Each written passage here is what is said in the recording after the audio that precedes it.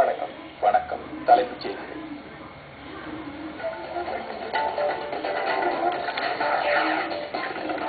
அமைதியை பேணிக் காப்பதில் இந்தியா உறுதி பூண்டுள்ள போதிலும் அதன் பொறுமைக்கும் எல்லை உண்டு. குடியரசுத் தலைவர் சுதந்திர தின உரை.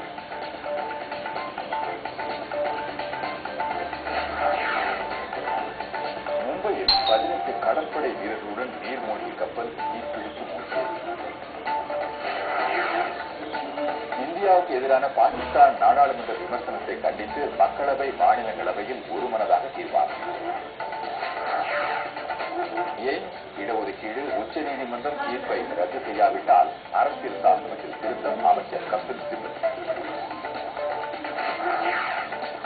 வட ஆந்திர கடலோர பகுதியில் மேலடுக்கு சுழற்சி. தமிழகம் புதுச்சேரியில் மழை தொடரும்.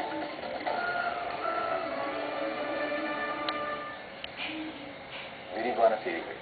அமைதியை பேணிக் காப்பதில் இந்தியா உறுதி பூண்டுள்ள போதிலும் அதன் பொறுமைக்கும் எல்லை உண்டு என்று குடியரசுத் தலைவர் பிரணாப் முகர்ஜி தமது சுதந்திர தின உரையில் கூறியிருக்கிறார். நாளை சுதந்திர தினம் கொண்டாடப்படுவதை ஒட்டி நாட்டு மக்களுக்கு அவர் இன்று உரையாற்றினார். அண்டை நாடுகளுடன் நல்லுறவை வளர்க்க தொடர்ந்து இந்தியா நடவடிக்கை எடுத்து வந்த போதிலும் எல்லை கட்டுப்பாட்டு கோட்டு பகுதியில் அடிக்கடி நடக்கும் போர் நிறுத்த ஒப்பந்த மீறல் காரணமாக உயிர் பலி ஏற்படுவதால் பதற்றம் உருவாகியுள்ளது என்று அவர் குறிப்பிட்டார். நாட்டின் ஒருமைப்பாட்டையும் பாதுகாப்பையும் உறுதி செய்ய அனைத்து நடவடிக்கையும் எடுக்கப்பட வேண்டும் என்று வலியுறுத்தினார். பொருளாதார வளர்ச்சியில் சாதனைகள் படைத்துள்ள நாம் வறுமையை ஒழிப்பதற்கு முன்னுரிமை அளிக்க வேண்டும் என்று அவர் கூறினார். அனைவரையும் உள்ளடக்கிய நிர்வாகம் இல்லாமல் உள்ளடக்கிய வளர்ச்சியை சாதிக்க முடியாது என்றும் அவர் குறிப்பிட்டார்.